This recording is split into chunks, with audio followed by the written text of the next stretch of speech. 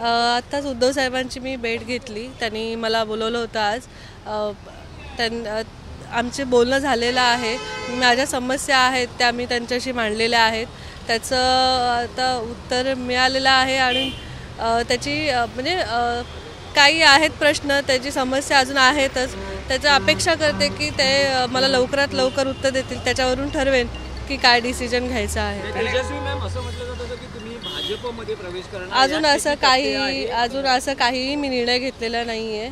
अजूनही मी ठाकरे साहेबांबरोबरच आहे आणि मी अजून काही गद्दारकी केलेली नाही. पण तेजस्वी मॅम, तुम्ही असं म्हणतात की मी अजून निर्णय घेतलेला नाही, पण तुम्हाला भाजपकडून पक्षप्रवेशासंदर्भात काही ऑफर्स आहेत का? नाही, ते मी नाही सांगू शकत. पण एवढंच आहे की अजून पत्र राजीनामा दिल्यानंतर तुम्हाला चर्चेला बोलवलं, एवढे दिवस बोलवलं नाही, ही नाराजी होती का चर्चेला? नाही, मी पत्र हे विभाग प्रमुख आणि विभाग संघटकांना दिलं होतं.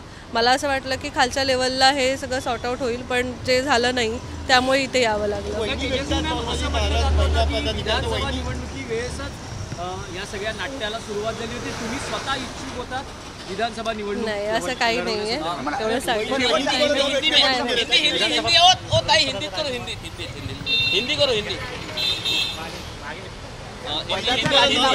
में जानना चाहेंगे, आज आप उद्धव ठाकरे से मिले, आपकी क्या बातचीत हुई? पदाचा राजीनामा आपण मागे घेतला आहे का? नाराजी मी म्हटलं अजून मी त्याच्यावरती विचार करेन आणि सांगेन.